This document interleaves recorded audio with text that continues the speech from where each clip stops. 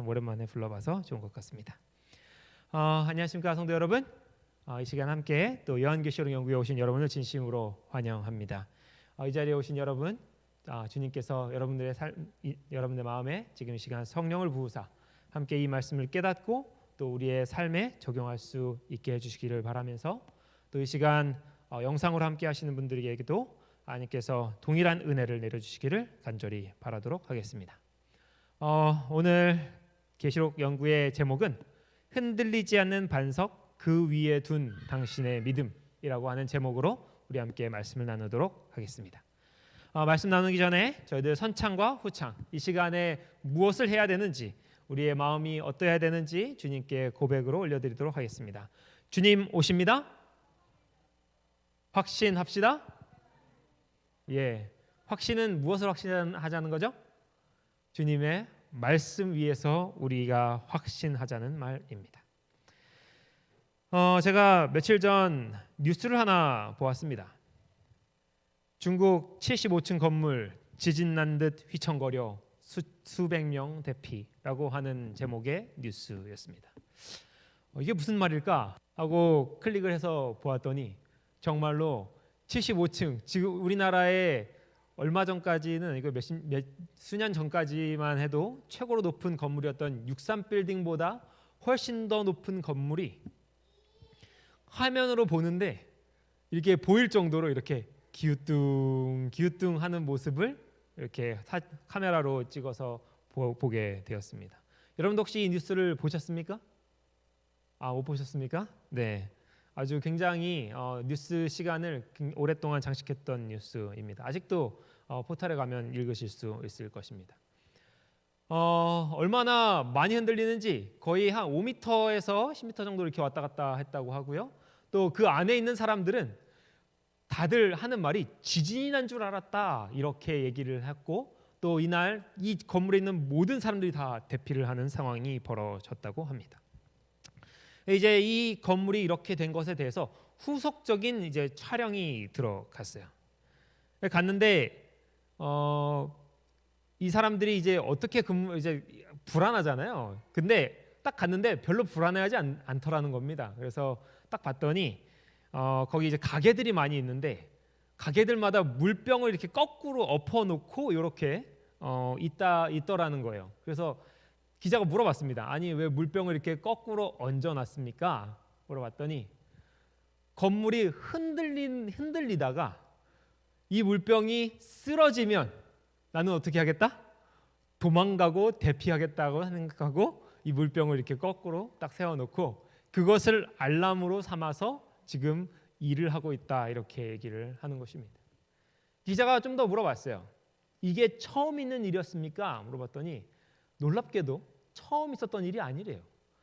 오래전부터 계속 이 건물은 많이 흔들렸고, 사실 이렇게 많이 이번에는 좀 정도가 심해서 대피를 했던 것이지 흔들림에는 익숙하다라고 하는 인터뷰를 한 사람이 있었습니다. 제가 이 기사를 보면서 이 사람들이 흔들림에 익숙해져 있구나 하는 생각을 좀 했습니다. 그들 스스로 물병을 거꾸로 놓고서 그것이 넘어질 때까지는 어떻게 하겠다? 장사를 해야겠다라고 마음먹은 것을 보면서 우리의 지금 영적인 상태와 또 이 시대의 영적인 상태를 단적으로 설명해주는 그런 장면이 아닌가 했습니다. 여러분, 정말로 예수님께서 말씀하셨어요. 택한 자라도 넘어지게 하겠다고 하는 사단의 그런 시험이 이 마지막 시대에 더욱 극심해질 것을 이야기하고 있습니다. 그래서 이 시대는 어떻게 보면 흔들림의 시대라고 정의해야 될지도 모르겠습니다. 흔들리는 것이 당연하고 그 흔들림 속에서 균형을 잡고 살아가는 것이 오히려 지혜로운 그러한 삶이 이 시대의 삶이라고 말하고 있는 것이죠. 여러분, 이 세상에 얼마나 수도 없이 흔들리는 것들이 많이 있습니까? 왔다 갔다 하는 법부터 시작해서 우리의 삶 또한 얼마나 많이 흔들리고 있습니까? 코로나로 인해서 얼마나 많이 바뀌었으며 또 이 삶이 백신으로 인해서 또 얼마나 바뀔지 우리가 도저히 한치 앞을 보지 못하는 그러한 상황에 살고 있습니다. 오늘 성경은 우리에게 이렇게 말을 합니다. 집을 짓되 깊이 파고 주추를 반석 위에 놓은 사람이 있고 주추 없이 흙 위에 집을 지은 사람이 있다. 흙 위에 집을 지은 사람은 탕류가 흘러올 때에 그 집이 다 쓸려가서 곧 얼마 있으면 이렇게 무너지게 되고 말 이 집과 같은 위태로운 상황에 있는 사람이 있고, 어떤 사람은 이렇게 바위 위에 집을 지어서 지진이 흔들지 않는 이상 집을 무너뜨릴 수가 없는 사람이 있다, 이렇게 말하고 있습니다. 여러분은 지금 어디에 집을 짓고 계십니까? 우리는 지금 우리의 운명과 우리의 믿음이 어디에 근본하여 있습니까? 그리스도의 선교봉사 85페이지에는 각성이라고 하는 장이 있어요. 이 시대에 우리 그리스도인들이 어떻게 해야 되는지에 대해서 말하고 있는 것입니다. 특별히 이 시대를 살고 있는 저와 여러분에게 준 말씀이에요. 모든 신자들이 반석이신 예수 그리스도 위에 집을 세울 필요가 있다. 각자의 영적 기초를 맨 밑에서부터 뒤흔들고 시험할 큰 폭풍이 일어나고 있다. 그러므로 모래바닥을 피하고 반석을 찾으라. 땅을 깊이 파고 기초를 튼튼히 하여라. 오 영원히 서 있도록 튼튼히 지어라. 눈물과 진실에서 우러나온 기도로서 지어라. 여러분, 우리의 믿음이 마치 이 바위에 세워진 집과 같기를 간절히 바랍니다. 이 마지막 시대에 우리의 이 기초를 다 파헤친다고 말하고 있어요. 혹시 그곳에 모래가 섞여 있다면 우리는 위태로운 가운데 처하게 될 것입니다. 그러나 그 바닥을 파고 들어갔을 때 그 바닥에 오직 반석이신 예수 그리스도만 있다면 우리는 든든히 이 마지막 시대에도 설 수 있게 될 것입니다. 오늘 우리는 요한계시록 11장을 통해서 우리 신앙의, 우리 믿음의 단단한 반석이신 그리스도, 그리고 그분께서 주신 한 진리의 말씀을 좀 살펴보려고 합니다. 계시록 11장 1절입니다. 이렇게 시작합니다. 또 내게 지팡이 같은 갈대를 주며 말하기를 일어나서 하나님의 성전과 제단과 그 안에서 경배하는 자들을 측량하되. 오늘은 계시록 11장부터 지어지는 말씀을 연구하려고 합니다. 여기 이렇게 천사가 요한에게 말합니다. 여기 지팡이를 주겠다. 지팡이와 같은 길고 곧은 갈대가 있다. 너는 이 갈대를 가지고 하나님의 성전과 제단과 그 안에 예배자들을 측량하라. 우리가 알다시피 이 말씀 바로 이전에는 계시록 10장에 이런 말씀이 있었습니다. 내가 많은 백성과 나라와 방언과 임금에게 다시 예언하여야 하리라. 이 말씀은 10장에서 대실망이라고 이름 붙여진 그 날 이후에 하나님께서 주신 말씀입니다. 2300주에 대한 다니엘의 예언 해석이 끝나고 나서도 그 예언 해석이 온전하지 못했기 때문에 다시 한번 예언해야 된다고 말씀하시면서 이제 바로 요한의 시선을 어디로 인도하시냐면 성전으로 인도하시는 것입니다. 즉 여기 다시 예언하라고 말씀하시는 것은 곧 성전을 중심으로 살펴보라고 하는 바로 힌트와 같은 말씀인 것입니다.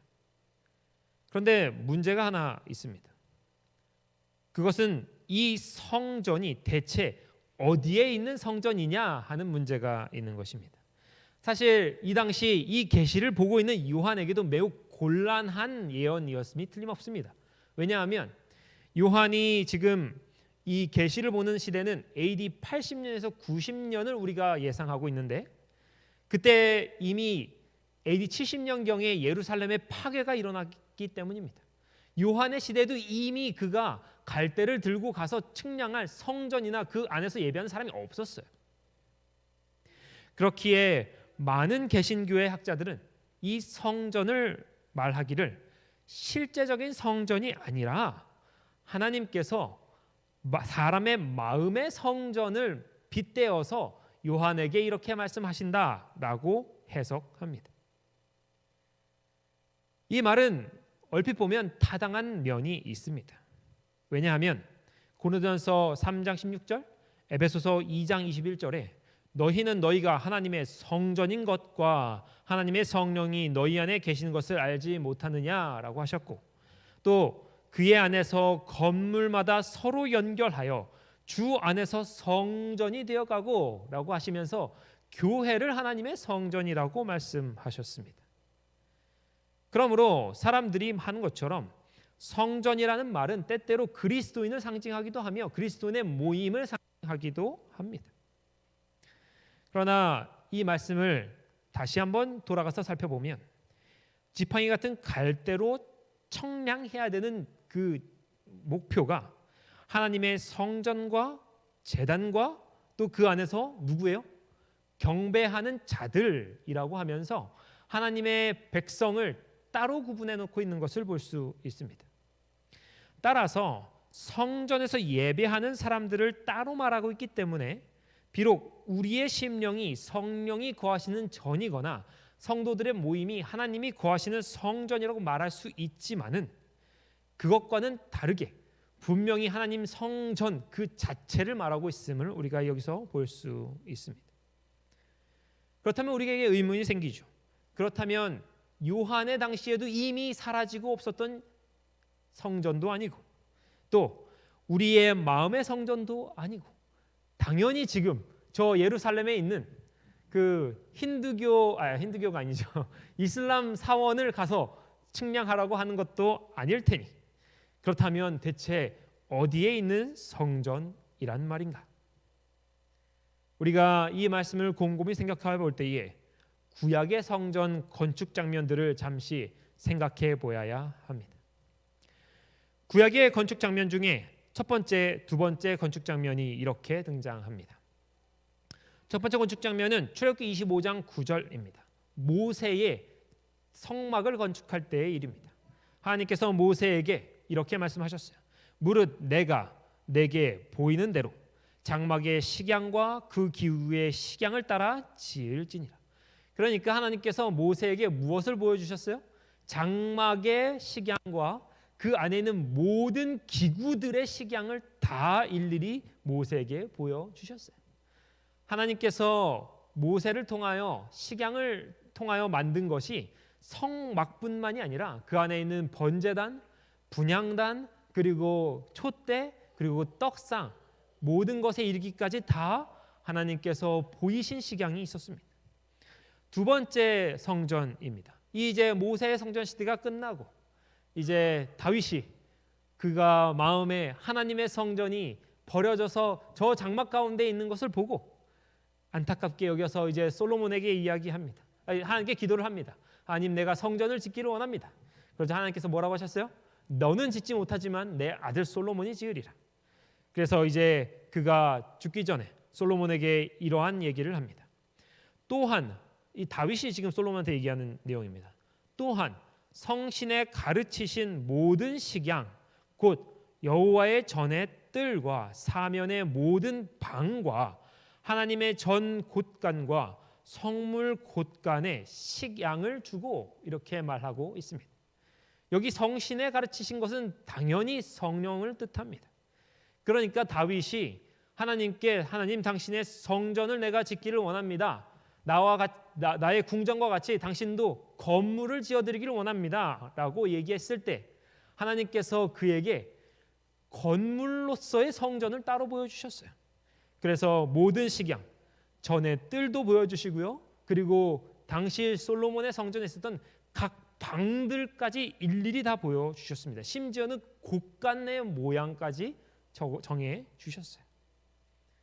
이렇게 모든 것들이 다 식양을 따라 건설되었다 말하고 있습니다. 여러분, 그러면 식양은 무슨 뜻입니까? 식양은 바로 모형 혹은 참고할 만한 것 혹은 그 모양이 이미 잡혀 있어서 따라할 만한 것을 말합니다. 그러니까 이 말씀대로라면 지상에 있었던 성전은 조그마한 부분조차도 단 한 번도 생각이나 판단으로 지어진 적이 없어요. 모든 기구들 그리고 각종 있었던 솔로몬 성전에 있었던 여러 개의 방들도 다 하나님의 지시하심과 식양을 따라 지어졌습니다. 그러면 이 식양은 과연 어떤 것일까? 때때로 어떤 사람들은 이 식양이 지금 시대의 이제 건축가들이 하는 것처럼 이제 조그마한 미니어처 그 건물들을 지어놓고 이렇게 보는 것처럼 그렇게 하나님께서 무언가 장난감 같이 혹은 작게 축소된 미래의 성전을 지어놓고 보여주셨다라고 이야기합니다. 그러나 그 말은 틀렸어요. 왜냐하면 히브리서 9장 11절에 12절에 있는 말씀 때문입니다. 이렇게 말합니다. 그리스도께서는 장래 좋은 일의 대제사장으로 오사 손으로 짓지 아니한 것 곧 이 창조에 속하지 아니한 더 크고 온전한 장막으로 말미암아 염소와 송아지의 피로 하지 아니하고 오직 자기의 피로 영원한 속죄를 이루사 단번에 어디에 들어가셨느니라? 성소에 들어가셨느니라. 예수님께서 만약 그 사람들의 말처럼 하나님께서 모세와 솔로몬에게 보여주셨던 그 식양이 단순한 모형이었다면 오늘 여기에서 예수님께서 성소에 들어가셨다는 말은 옳지 않게 되는 것입니다. 그러므로 하나님께서 보여주신 식양은 사람이 들어가고 성소의 역할을 충분히 할 수 있는 건물이어야 됩니다. 또한 여기 이렇게 말씀하시고 있는 것을 보아 이 성전이 대체 어디에 있는 성전인가 하는 질문이 남습니다. 여기 보니까 예수님께서 성소에 들어갔다고 얘기하시는데 분명히 이 말씀을 자세히 살펴보면 이 말씀은 예수님께서 십자가 사건 이후에 그분의 피로 인준된 그분의 피로 사하시는 장면을 말하고 있어요. 그러므로 십자가 이후의 장면이 되어야 될 텐데 예수님께서 십자가에 죽으시고 무덤에서 부활하신 뒤에 40일 동안 이 땅에 계셨지만 그 40일 동안 한 번도 성전을 갔다고 하는 기록이 없다는 사실입니다. 그분께서는 제자들과 함께 머무시면서 하늘나라의 일과 앞으로 될 일에 대해서 제자들과 함께 말씀을 나누셨어요. 그렇기 때문에 예수님께서 이 지상의 성전을 들어가신 것이 아니셨습니다. 그렇다면 어디에 있는 성전인가? 바로 이 모든 것들을 종합하여 볼 때에 주님께서 들어가신 성전 그리고 솔로몬과 모세에게 식양으로 보여줬던 성전은 하늘에 있는 성전임이 분명한 것입니다. 지금 계시록 11장에서 요한에게 갈대를 가지고 측량하라고 하는 성전이 바로 이 하늘에 있는 하늘 성전이 되는 것입니다. 그렇다면 이제 이 요한에게 하는 청량하라라고 하는 말은 무슨 뜻일까? 측량하다라고 하는 말은 사실 자세히 살피고 평가한다는 말입니다.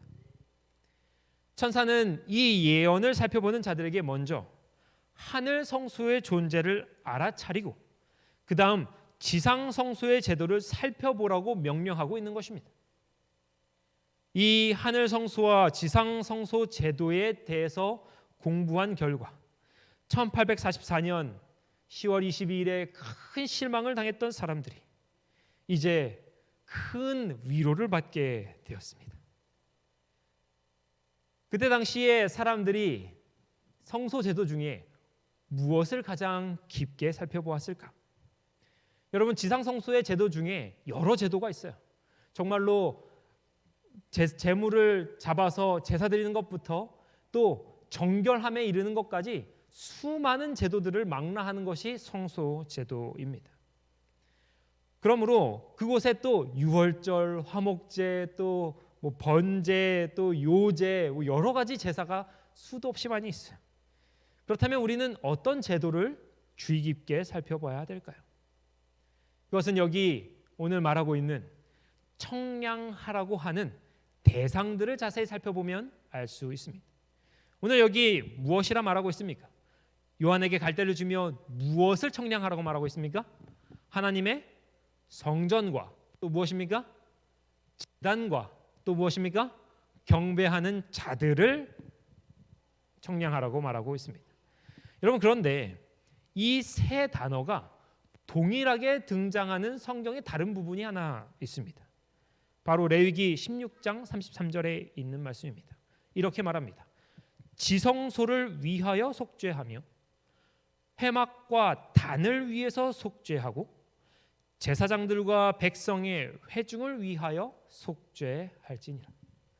오늘 레위기 16장에서 말하고 있는 이 어떤 날의 속죄에 대해서 이야기하고 있을 때에 첫째로 지성소, 성소 전 자체를 속죄하고 또 그곳에 있는 둘러치고 있는 막들과 또 그 안에 있는 단, 번제단과 또 분향단을 위해서 따로 속죄하고 또 그 안에 있는 사람들을 위해서 속죄하라고 하는 계시록 11장의 말씀과 동일한 목표를 말하고 있습니다. 이때는 언제인가?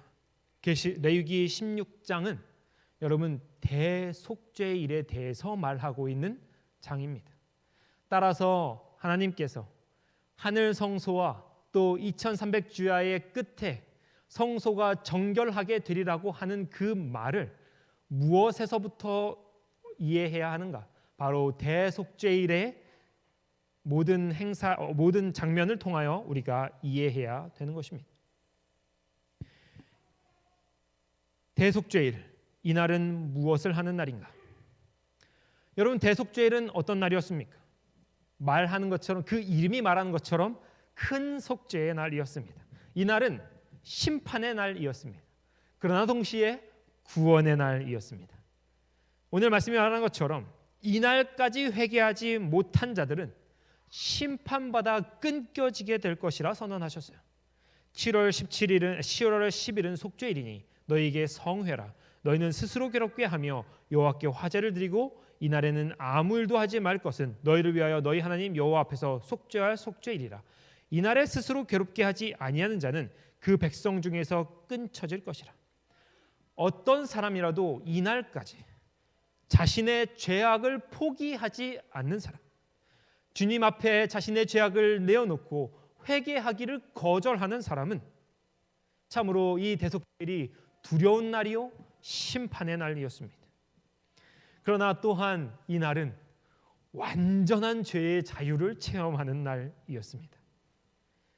단순히 이전까지는 번제를 통해 스스로의 죄를 고백하는 그런 것들을 넘어서 이 날은 이스라엘 백성들의 모든 죄의 기록이 도말되는 날이었어요. 일반적인 제사는 이렇게 진행됩니다. 오늘 보는 것처럼 이 염소의 머리 위에 혹은 양과 소의 혹은 비둘기의 머리 위에 자신의 죄를 고백합니다. 그리고 나서 그 동물을 잡아서 피를 받아가지고 제사장이 이제 성소 안으로 들어가서 여기 보이는 것처럼 지성소와 성소를 나누는 저 휘장에 그 죄인이 안수하여 죽인 제물의 피를 뿌림으로 그의 속죄를 마쳤습니다. 그러나 이 일이 1년 동안이나 계속되었기 때문에 매년 대속죄일이 다가올 때쯤에는 1년 동안 이스라엘 백성들이 지은 수많은 죄가 있었고 그 죄로 인하여 뿌려진 피들이 이 휘장을 가득 메우고 있었습니다. 정말로 온통 피범벅이요 들어가면 아마도 피냄새가 진동했을 것입니다. 그러나 이 대속죄일은 그러한 죄의 모든 기록들을 다 제거해서 불에 태움으로 모든 죄의 기록들이 도말되는, 온 이스라엘 중에서 죄를 포기하지 않은 사람도 사라지고 죄를 포기한 사람들의 모든 죄의 고백 또한 사라지는 그러한 죄에서 모든 자유가 보장되는 그러한 날이 바로 대속죄일이었습니다. 오늘 계시록 11장 1절의 말씀은 바로 이 대속죄일의 사건이 1844년 10월 22일에 하늘 성소에서 있었음을 말해 주었습니다. 이것은 우리가 지금까지 하나님 앞에 드렸던 모든 회개의 기도, 우리의 죄악을 용서해달라는 모든 간구가 그때 당시 대속죄일을 이전하여 모두 다 휘장에 뿌려졌던 것처럼 우리의 죄악 또한 다 예수 그리스도의 피를 힘입어서 하늘 성소로 모든 죄가 다 전가되었음을 약속해 주는 말씀이었습니다.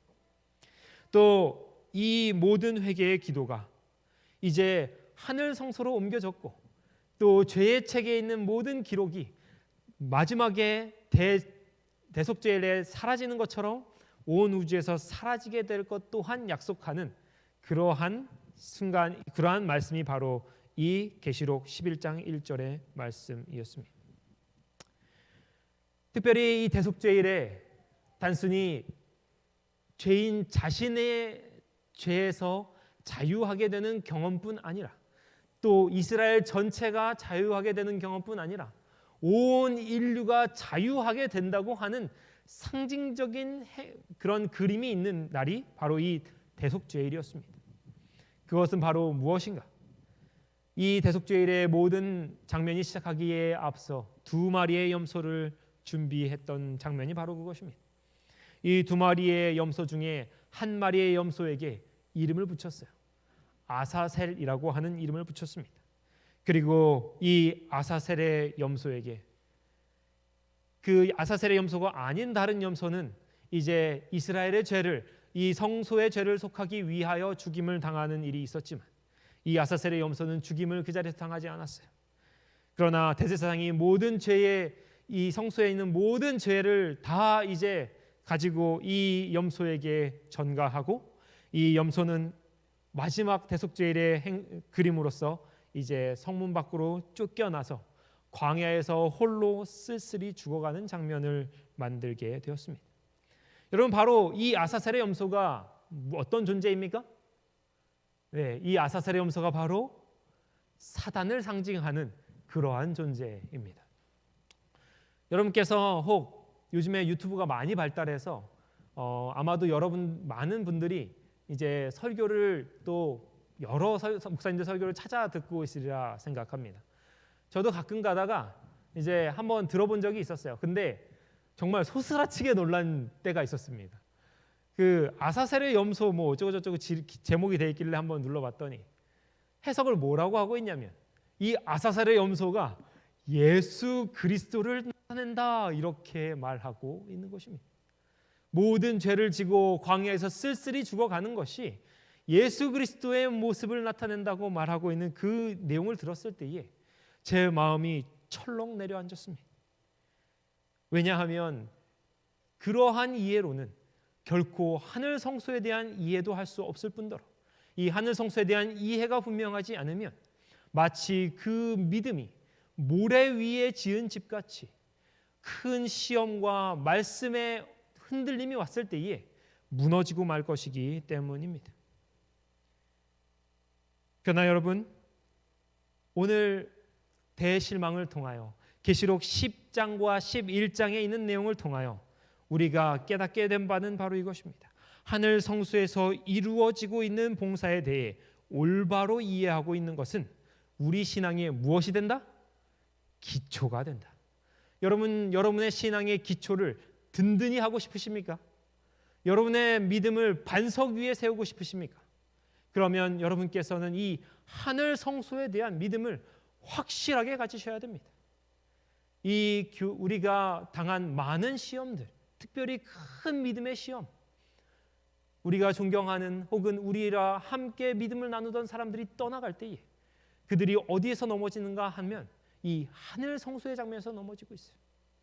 그러나 오늘 복음전도 222쪽은 하늘에 있는 성소는 인류를 위한 그리스도 사업의 무엇이 된다고 말하고 있습니까? 중심이 된다 이렇게 말하고 있습니다. 우리가 하늘 성소를 잃어버리거나 그것에 대한 믿음이 연약하여져서 이것이 진리인가 하는 의심이 들 때에 우리는 무엇까지도 흔들릴 가능성이 있습니까? 그리스도의 사업에 대한 확신마저도, 그분에 대한 사랑과 믿음마저도 흔들릴 수 있게 되는 것입니다. 이것은 이 세상에 사는 모든 영혼들과 관계를 가진 것이다. 그것은 구속의 계획을 밝히 드러내고 때의 맨 나중까지 보여주며 의와 죄 사이에 있는 투쟁에서 의의 편이 최후의 승리를 거두게 될 것을 나타내준다. 이 문제는 모든 사람이 충분히 연구하여서 저희 속에 있는 소망의 까닭을 묻는 자들에게 능히 대답할 수 있도록 하여야 할 것이다. 여러분, 누군가가 여러분에게 하늘 성소 교리에 대해서 묻는다면 여러분 대답하실 준비가 되셨습니까?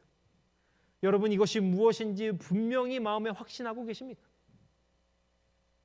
마지막 시대가 되면 사람들이 말씀을 찾아 헤맬 때가 있을 것인데, 그때에 정말 별과 같이 빛나는 진리들은 바로 이와 같은 진리들이 될 것입니다. 우리 오남교회 성도들께서는 이 하늘 성소의 진리에서 단 한 발자국도 흔들리지 않게 되기를 간절히 바랍니다. 계시록 11장 2절을 함께 살펴보겠습니다. 성전 밖 마당은 청량하지 말고 그냥 두라. 이것을 이방인에게 주었은즉 저희가 거룩한 성을 42달 동안 짓밟으리라.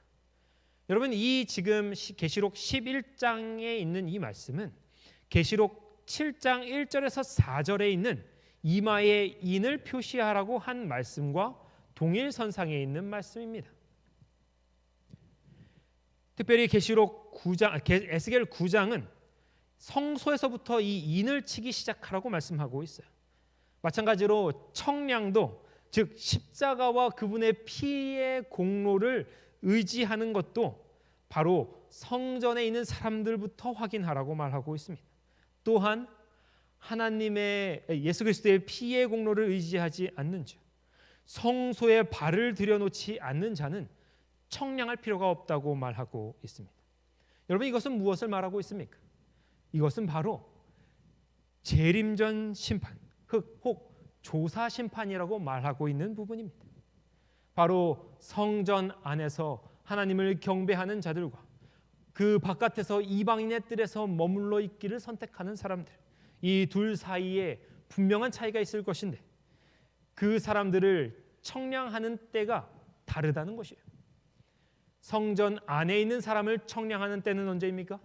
1844년 이후로부터 예수 그리스도가 재림하기 전까지이고, 또 성전 밖에 이방인의 뜰에 있는 자들을 심판하는 때는 언제인가? 바로 일곱째 나팔이 불리고 난 이후인 것입니다. 선지자왕 587쪽은 이렇게 말하고 있습니다. 하나님께서는 예루살렘을 재건하라고 명령하셨고 그 성읍을 청량하는 계시는 당신께서 고통당하는 사람들을 위로하시고 힘을 주시고 당신의 영원하신 언약을 성취하시리라는 보증이었다. 여러분, 하늘 성소와 그리고 조사 심판에 대한 내용은, 그것은 바로 사람들을 괴롭게 하려는 심판이나 혹은 구원의 확신을 흔들게 하려는 내용이 아닙니다. 오히려 오늘 여기에서 말하는 것처럼 청량하라는 이 계시는 고통당하는 사람을 위로하시기 위해 주신 내용이에요. 우리에게 힘을 주시고 또 영원한 언약이 곧 성취될 것이라고 하는 보증이었습니다. 여러분의 마음에도 이 하늘 성소에 대한 진리와 또 재림전 심판, 조사 심판에 대한 진리가 여러분의 마음속에 이렇게 이해되시기를 간절히 바라겠습니다. 우리가 이 계시와 이 진리를 혹 두 번의 심판 혹은 하나님이 자비 없이 그의 백성들을 무엇을 잘못했는지 구원에서 떼어내기 위해서 하는 심판으로 이해한다면 우리는 잘못된 생각을 하고 있는 것입니다. 리벤 헤럴드 1883년 11월 27일에 이렇게 말하고 있습니다. 첫째와 둘째와 셋째 선살의 기별에 대한 우리의 신앙은 무엇이었다? 정확한 것이었다. 여러분, 우리가 지금 갖고 있는 이 신앙, 이 믿음은 정확한 것이었습니다. 우리가 통과한 큰 노정표들은 무엇한 것이다? 확고부동한 것이다. 여러분, 이 진리는 어디에 서 있습니까? 하나님의 말씀의 반석 위에 서 있습니다. 비록 지옥의 사자들이 그 노정표들을 무너뜨리려 하고 저들 생각에 성공하리라고 볼는지 모르나 저들은 뭐하지 못한다? 결코 성공하지 못한다. 이 진리의 기둥들은 마치 영원한 산들처럼 견고히 서 있으며 사단과 그의 부하들의 힘을 합한 모든 인간의 노력을 기울일지라도 흔들리지 않는다. 저는 이 부분을 읽으면서 이 마지막 시대에 사단뿐 아니라 이 진리를 흔들려고 하는 존재들 중에 누구도 들어가냐면 사람도 들어가는구나 하는 사실을 알게 되었어요. 우리는 많은 것을 배울 수 있으며 그것들이 과연 그러한가 하여 성경의 말씀을 계속적으로 연구해야 한다. 우리의 대제사장이신 주님께서 조사 심판을 하시며 마지막 봉사가 이루어지고 있는 하늘 성소에 하나님의 백성들은 이제 그들의 눈을 고정시켜야 한다. 주님께서는 하늘 지성소에서 당신의 백성들을 위하여 중보의 사업을 하고 계십니다. 여러분, 이 일에 대해서 분명한 확신을 오늘 이 시간 가지게 되시기를 간절히 바랍니다. 여러분, 제가 아까 말씀 시작 전에 10m씩 좌우로 흔들리는 한 건물을 이야기하였습니다. 제가 그 뉴스를 보면서 마음속에 떠올린 아주 안타까웠던 우리나라의 한 사건이 생각이 났습니다. 바로 이 사건입니다. 여러분, 이 사건은 어떤 사건이었습니까? 삼풍백화점 사건이었습니다. 사람들이 이 사건을 다 수습하고 나서 이것에 대해 조사를 했어요. 그 조사에 대한 내용들을 잠깐 좀 들려드리겠습니다. 이 삼풍백화점이 무너지기 전에 2년 전부터 무슨 일이 있었는가? 바로 건물이 흔들린다고 하는 상인들과 또 그곳에 근무하는 사람들의 증언이 계속 있었다라고 조사 결과가 밝혀졌습니다. 2년 전부터 흔들리기 시작했어요. 그런데 흔들리고 나서 무너졌습니까? 안 무너졌습니까? 안 무너졌어요. 그래서 사람들의 마음에 익숙함이 찾아왔습니다. 흔들리나 보다. 흔들려도 괜찮나 보다. 그런데 2개월 전, 붕괴 2개월 전, 식당 천장에 균열이 간 것을 이제 식당 관계자들이 발견하게 되었습니다. 그런데 식당 천장이 균열이 가고 나서 바로 무너졌습니까? 안 무너졌습니까? 안 무너졌어요. 그래서 그냥 넘어갔습니다. 균열 생기나 보다. 그 이후로부터 계속 여러 번의 균열이 생겼지만 첫 번째 균열이 생긴 다음에 무너지지 않았기 때문에 두 번째 균열, 세 번째 균열도 그냥 넘어갔어요. 당일이었습니다. 당일에 지붕이 막 내려왔기 시작했어요. 기술자를 불렀습니다. 기술자가 이 백화점에 도착한 때가 언제였냐면 붕괴 3시간 전이었습니다. 근데 기술자가 뭐라고 했냐면 보수하면 괜찮다. 지금 당장 보수하면 안전에 문제가 없을 것이다 라고 얘기했어요. 그리고 나서 사람들이 어떻게 했어요? 믿었어요. 왜요? 이 기술자는 전문가였으니까. 전문가의 말을 믿고 붕괴 3시간 전에도 피하지 않은 것입니다. 이 건물에서 도망가세요, 피하세요 라는 말이 나온 것은 붕괴 얼마 전이었는가 하면 붕괴 단 5분 전이었습니다. 그러나 이 말이 불러지고 난 다음에는 이미 사람들이 한 번에 나가느라 그 입구를 가득 막고 있어서 5분 안으로는 도저히 피할 수 있는 상황이 아니었다고 합니다. 그래서 이 결과로 500명이 넘는 사람들이 이 장소에서 사상을 당하고 말았습니다.